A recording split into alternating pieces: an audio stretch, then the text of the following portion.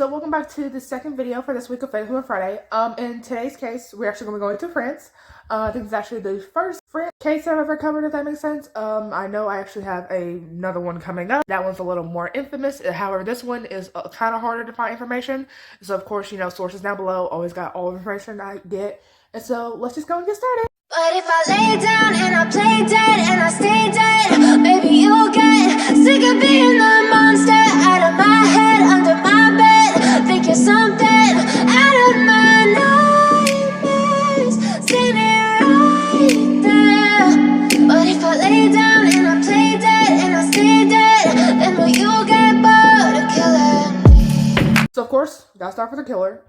Sophie Masala was born sometime in 1964. Didn't give an exact date. Remember, this is an international case, so like information's kind of scarce. I guess, yeah, scarce is the right word. And so she was the oldest born into a large family. Her parents were said to have often argued.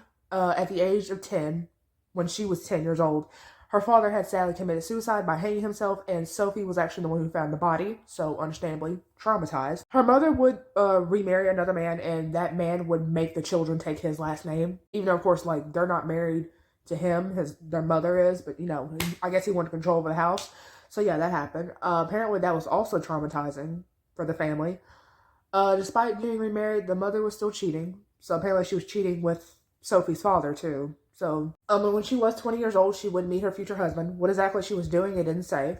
Apparently there was an incident where she was involved in some sort of petty theft, and that would end up causing a break between her and her family.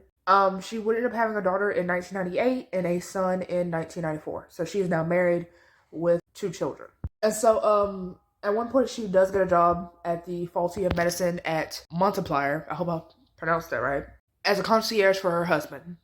So then, of course, at this point, they are in better financial standards, I guess, because there's like an extra income, because I guess her husband's working as well. Sadly, however, she would be caught stealing about 35,000 euros, which is about 37,000 in US dollars, basically embezzling it from the company. And so as her punishment, her legal punishment, she was basically put on house arrest, and on top of having to repay what she owed. Remember, that's 35,000 euros. That's a lot of money. So, of course, they are now in financial strain once again. And so because while she's on house arrest, she can't obviously like go get like a job. So she sadly has to make the choice. Well, I guess she sadly decides to become a prostitute with the husband aware. Because like, well, you're on house arrest, so what else can you do? And cameras were apparently put in the building that she would meet clients at. And that was for her safety. Because, you know, obviously, if you know anything about true crime, you hear about sex workers getting murdered. And so, of course, that was for her safety. And she basically was doing this for about almost a year. And so, at the age of 47, she decides to go back to school, which, you know, that's cool. Wow, that rhymed. She decides to go back to school for, like, a certain word. I have to put the word right here. I don't know how to pronounce it. Because apparently when she was in school in her, like, 20s, apparently she, like, didn't pass, so she didn't get it. So she was going back determined to get it this time, but she does get it along with a BTS for a work-study basis. And so it seemed like, you know, Sophie was turning her life around.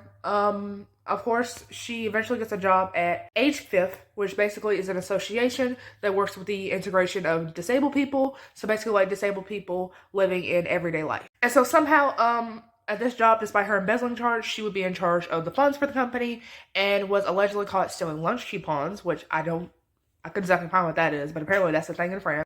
And so while at this job, she had a co-worker named Marilyn Plotch.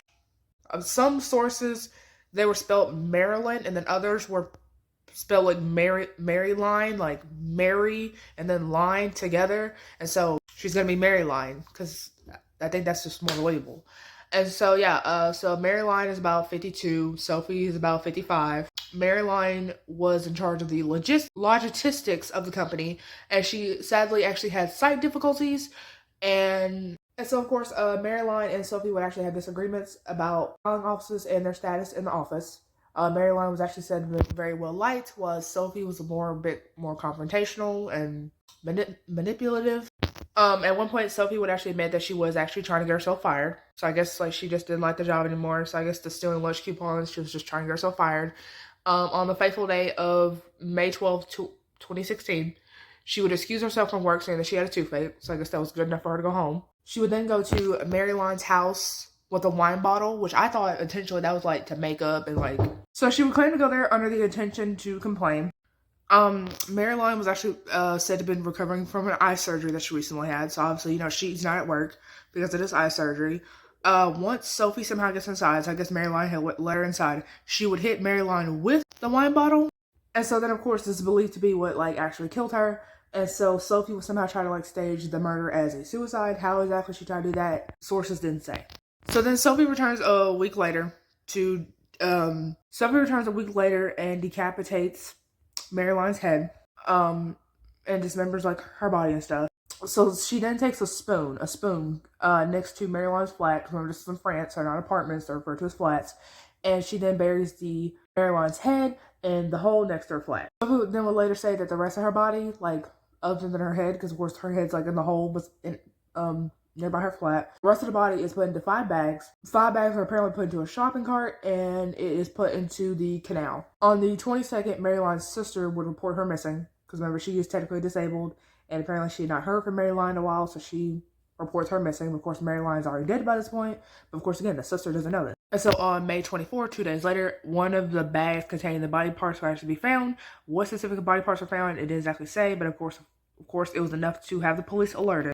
Sophie would be somehow connected to the murder, and so the saw that was used to dismember Marilyn would actually be found under Sophie's bed. A neighbor would actually later say that she had saw Marilyn screaming and tried to leave the apartment, but she was yanked back by her hair by another woman. Of course, that woman assumed to be Sophie, which apparently was later confirmed that it was in fact Sophie. And so during the trial, she basically gave several versions of what happened.